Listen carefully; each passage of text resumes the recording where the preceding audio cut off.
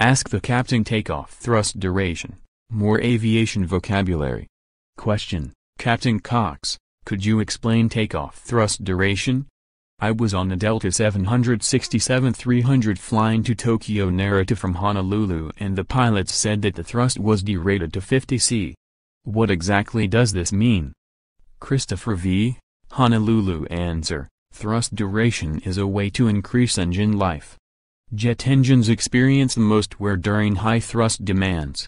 If lower thrust settings can provide the necessary thrust, it saves significant engine wear. Pilots determine the climb performance requirements for every takeoff, and often there is excess thrust available. They can then determine the maximum temperature that a takeoff could be made at the anticipated weight. That maximum temperature is entered into the computer, and the engine limits the thrust to the assumed temperature. In your flight's case, the outside temperature may have been 20 C, 68 F, but the engine was only told to produce thrust as if it were 50 C, 122 F. This is a much lower setting, saving engine wear, but the aircraft climb performance in the event of an engine failure is protected. In addition, if an engine failure occurred, the operating engine can be brought to full thrust easily. Great question. Q. I understand that a system called ADS-B out is to be mandated for all jet aircraft, and more, in the year 2020. Can you explain how this system will aid in having those aircraft follow uniform patterns? I am interested in approaching the FAA with a request at small, noise-sensitive airports requesting a SIDS and STARS approach in regularly controlled pattern.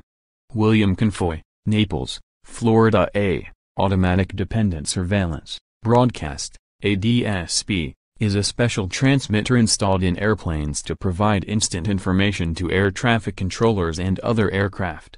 There are two components in the system, the transmitter, out, and the receiver, in. In the future, airplanes will broadcast continuous updates of the position, altitude, speed, heading and registration of the airplane. This will allow much better forecasting of potential traffic conflicts. ADS-B does not have the limitations of traditional radar and is not affected by weather. ADS-B should improve traffic flow and allow for more efficient use of airspace in oceanic and remote environments.